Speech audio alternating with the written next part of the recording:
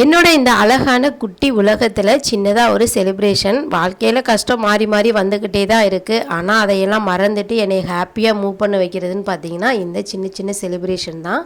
September 6 என்னோடய ஹஸ்பண்ட்க்கு birthday. அவருக்கு wish பண்ணணும்னு நினைக்கிறவங்க வீடியோவுக்கு ஒரு லைக் ஒன்று கொடுத்துருங்க. நான் மார்னிங் 11:30க்கெலாம் ஊர்லேருந்து வந்துட்டேன். நான் வர்றதுக்குள்ளே முன்னாடியே அவர் வீடெல்லாம் கூட்டி மாப்பிங் போட்டு டியூட்டிக்கும் போயிட்டார். அவரோட பர்த்டேங்கிறதுனால சிக்கன் ஒரு 1/2 kg வாங்கி வைக்க சொல்லியிருந்தேன்.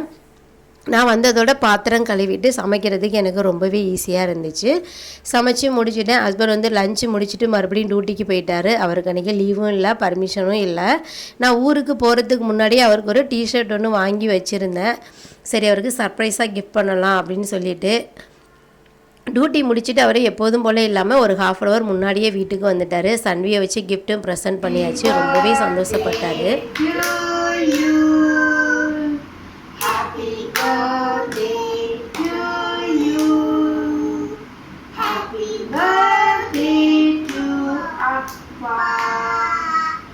அவருக்கு கேக் கட்டிங் பண்ணுறது, ஹோட்டலில் போய் சாப்பிட்றது, அந்த மாதிரி இதிலலாம் எதுலேயும் அவருக்கு இன்ட்ரெஸ்ட் இல்லை. ஆனால் நான் சன்விக்காக சின்னதாக ஒரு கேக் கட்டிங் வைக்கலாம் அப்படின்னு சொல்லியிருந்தேன். ஆனால் ஒரு 3 பீஸ் கேக் மட்டும் வாங்கிட்டு வந்திருந்தார். எக்ஸ்ட்ரா கேண்டிலும் நைஃபும் வாங்கிட்டு வந்திருந்தாங்க.